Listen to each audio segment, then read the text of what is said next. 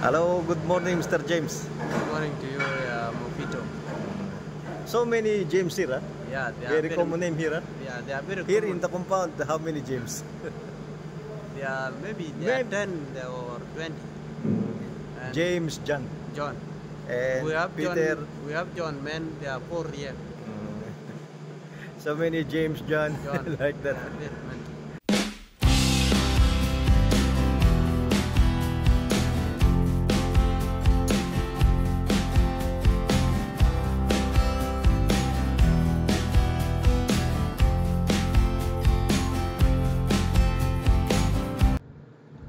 Magandang araw mga kabayan.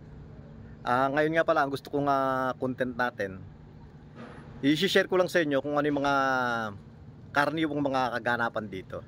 Pati yung mga nagbebenta ng kung ano-ano, yung mga ganyan ba. Meron uling mga namimili ng mga plastic bottle sa labas. Oh. Araw-araw sila pumupunta dito. Madami kasing plastic bottle lagi sa loob ng compound eh. Hello! Walker. لا اشتري واحد بكم ها 5 جلبة 500 500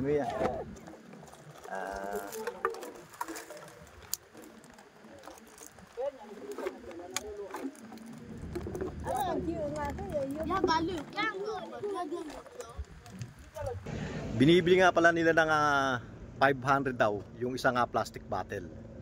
Tapos pumupwesto sila doon sa sa tabi ng mga nagbebenta ng mga gatas. Binebenta naman nila yon ng 1,000 ang isa. Kaya meron silang 500 bawat isang piraso.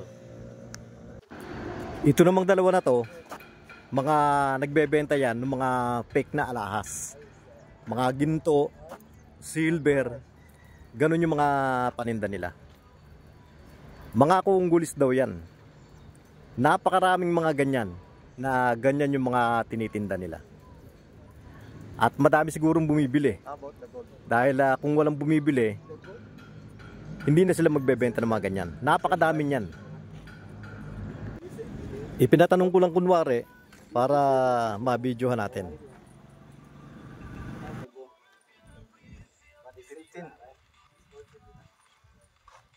15 ah. Maybe later we have job now. Come back later, right? See you later. Honey? Yeah. Honey? How much is one small crystal? 10,000. Huh? 10,000. How much? You ban your cover. Why you do that? More. How much? 10? 10, yes. 10. Hello? 10,000. How about the small bottle? 7. You have 6. This one how much? This small one? This one. Ah. It's 7. 7,000. Big one is, this one is 10 ah? This one is 10.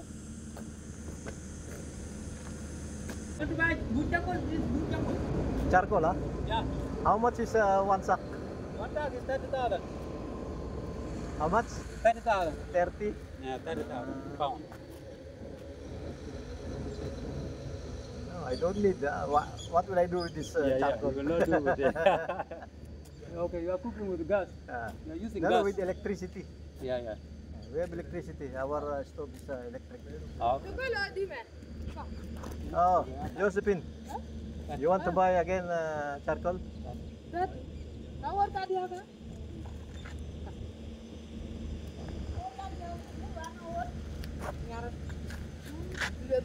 Ini dia dalam over gas. 30,000 one sack ah?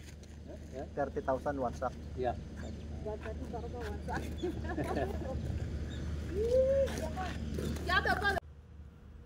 Ito naman, mga bata nga nagsashine ng sapatos. Ang mga customer nila lagi, yung mga gwardiya namin. Yung malalaking sapatos, kagaya ng mga boots ng gwardiya, 2,000 daw yun. Yung mga maliliit lang na sapatos, 1,000 naman daw.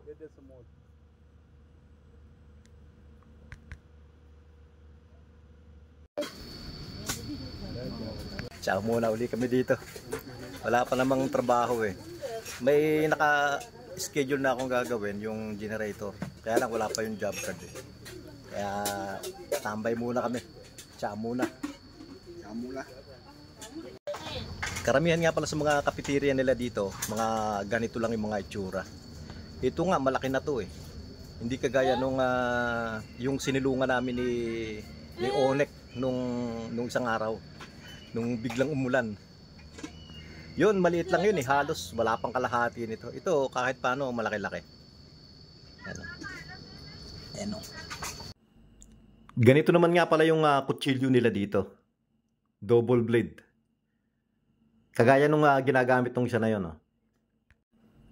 Yan din daw kasi yung ginagamit nila sa paghahunting ng mga hayop. Itinatali lang nila yan sa mahabang stick. Sibat na. At dito nga pala, karamihan sa kanila, hindi sila gumagamit ng chopping board sa paggagayat ng mga gulay. At ito naman yung ginagamit nila sa pagluluto, yung panghalo nila. Parang sandok. Madami nga pala ako nababasang mga comments na magagaling daw palang mag-English mga Aprikano. Lilinawin po natin yan, i-explain ko lang. Sa totoo lang, dito sa lugar na to, madami rin yung hindi marunong mag-English. Yan ang totoo niyan. Kaya nga lang, doon sa mga nasasama ko sa video, natural, pumipili ako nung makakausap ko ng maayos. Kaya nasasabi nung iba na dito daw pala, magagaling daw yung mga tao sa English. At minsan naman, Arabic yung ginagamit kong salita. Dito kasi sa lugar na to, mayroon ding mga marunong mag-Arabic. Dahil itong South Sudan, dati isang bansa lang sila ng Sudan. Na yung Sudan na yon, Arabic speaking country yon. Kaya marami pa rin sa kanila dito yung nakakaintindi ng Arabic. Pero marami rin yung hindi marunong mag-Arabic. Hindi marunong mag-English, hindi marunong mag-Arabic. Kaya yung mga nakakausap ko dito, kung hindi English, Arabic. At may lilinawin nga pala tayo. Yung iba kasi lagi ang sinasabi Africa. Kaya ako lang naman sinasabing Africa dahil pag sinabi ko yung bansa mismo, hindi masyadong kilala. Mas madaling pakinggan, alam na ng karamihan yung Africa. Pero ang Africa po, isang kontinente yan. Maraming bansa ang nasa Africa. Kaya yung mga lingwahe nila, depende yan doon sa mga bansang dating sumakop sa kanila.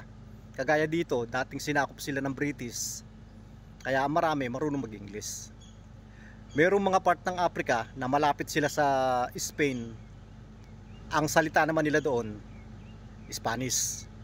Meron naman malapit sa France. Ang salita naman nila, French. Yan po yung totoo niyan. Hindi porke Africa, magaling na mag-English, magaling mag-Arabic. Depende doon sa mga bansang nakasakop sa kanila dati. Yan lang po muna sa ngayon mga kabayan. Sana po nagustuhan nyo rin yung video natin ngayon na kahit ganyan-ganyan lang. At maraming salamat po doon sa mga laging nanonood na mga ina-upload ko.